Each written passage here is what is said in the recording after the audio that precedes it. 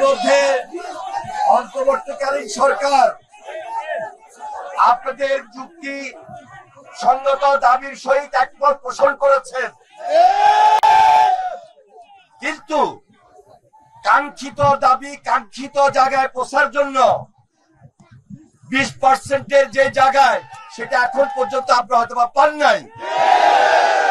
আমি সরকারের কাছে অনুরোধ করব, 5% এনাফ নয়,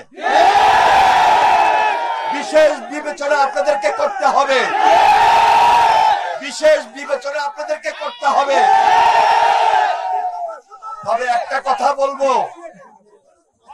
এমন কোন কাজ আপনারা করেন নাই, আর এমন কোন কাজও করা যাবে না যেখানে গণমানুষের চলাচলের ক্ষেত্রে অথবা আসা যাওয়ার ক্ষেত্রে রাজপথে এমন কোন পরিস্থিতি সৃষ্টি হয় যে পরিস্থিতির কারণে আমার আপনার সাধারণ মানুষের ক্ষতি যেন না হয়।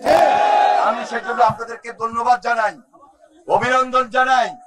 আজিজি সাহেব, দেলোয়ার হোসেন আজিজি সাহেব গতকালকে বিস্তারিত পার্টির মহাসচিবের সঙ্গে আলোচনা করেছেন, টেলিফোনে ওনার সঙ্গে আমার কথা হয়েছে, আমি এখানে উপস্থিত হয়েছি।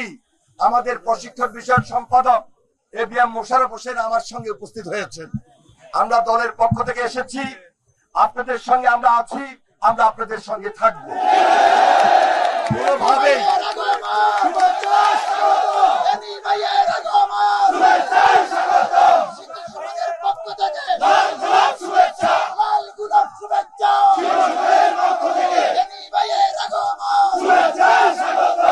মনে রাখবেন, গত 17 বছর আমরা আন্দোলন সংগ্রামে ছিলাম, মাঠে ছিলাম, ময়দানে ছিলাম।